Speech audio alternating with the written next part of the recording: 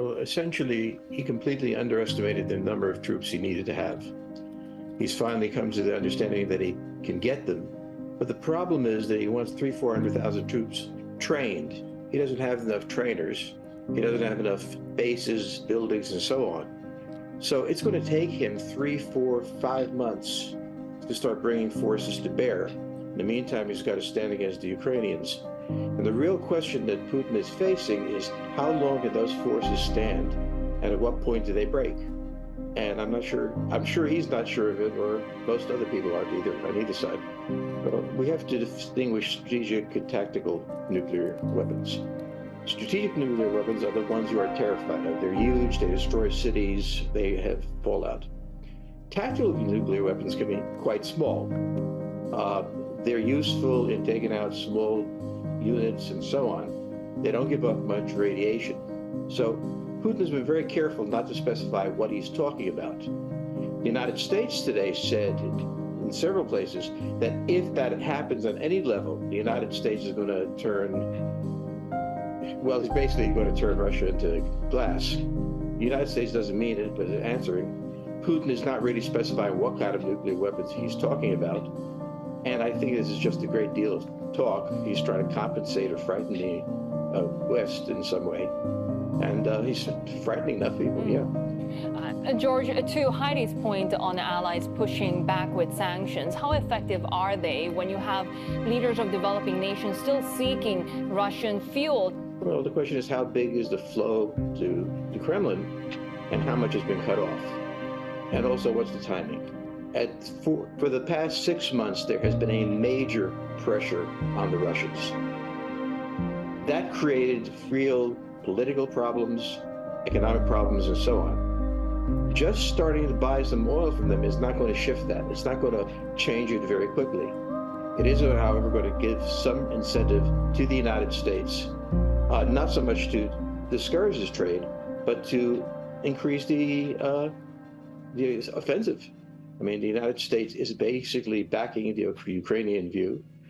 It is supporting those forces, and the Russians are facing them. So as they recover, the U.S. will probably increase military moves. There's very little help that China can give to Russia. They're not about to rush hundreds of thousands of troops there. Feeding them would be difficult, deploying them, commanding them. They're certainly not going to take their navy out of the South China Sea and move it around to the Black Sea. So talking about a partnership is interesting. You can shake hands and be partners, but it's really not clear what kind of material support China could possibly give Russia. Obviously, if China wants the United States to lighten up on China, it's hoping that the Americans will use this as an opportunity for the Chinese to get them out of the way. We're going to be seeing that kind of pressure from China. I don't think the United States is going to budge much. These are two separate wars, two separate conflicts in very different places, and they don't support each other. So politically, Gallup poll recently showed that over 60% of Americans support the war, which is very powerful in the United States because many of those were neutral on it. The United States got no political resistance inside the United States. If Europe were to drop out of the war in order to get oil, well, at this point, we don't get much out of the Europeans. It's not really necessary to have them there. So the problem that the Russians face is that third parties don't influence the United States all that much at this point.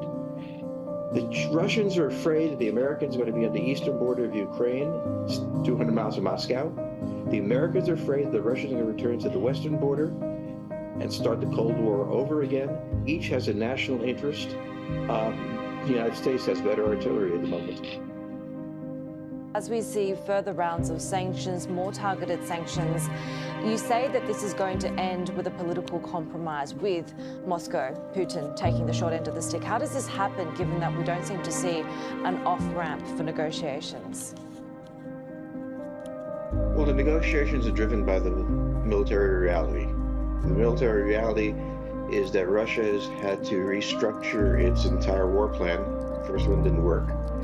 And that's not only difficult, but we hear that Russia is running short of troops. Their military force was not as good as it was. So the off-ramp is not whether you want to get off, it's whether you have to. And the Russians are reaching a point where it's not clear that waging the war is going to bring them any closer to victory. At the same time, it's costing them a tremendous amount in terms of military capacity. Russia expected there to be not nearly as much opposition, effective opposition, as there turned out to be. They also thought their own military was much more capable. It turned out that a military soldier may be capable, but the commanders had a war plan that couldn't win. They had 3 separate armored groups, not supporting each other. They didn't have the logistics that were needed. Now, what happens in such a thing is that things get frantic. Careers are being lost. The national interest is being damaged, and you become frantic, you become angry, and you start lashing out, both creating myths of why you're losing, and also trying to punish people just because you're frustrated.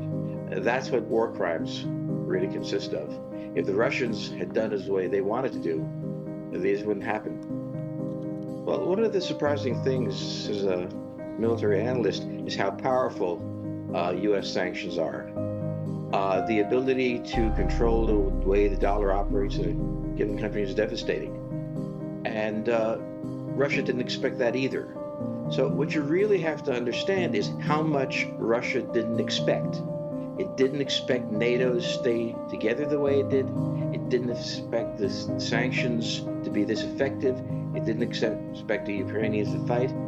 So when people in Russia or anywhere look at this, they look at the commander, and the commander-in-chief is Putin, and they ask the question, how could you have been so wrong? And how could you be so lacking in solutions? Tell us a little bit about how much more indirect consequences we could see for the world when it comes to this war of Russia on Ukraine. Any war has consequences for the rest of the world in some way or another. This at least doesn't have massive casualties for the West. And but at the same time, in prices of key commodities are rising because of the way we're waging the war against the Russians, it is going to cause unhappiness. Therefore, the United States, really the leader of this, has an interest in ending this war as quickly as possible to avoid those things. Putin has a problem ending this war because ending this war without a victory makes him look awful. So the problem is that he needs to go on until he gets some victories. U.S. can't give him victories, but it has to end the war faster.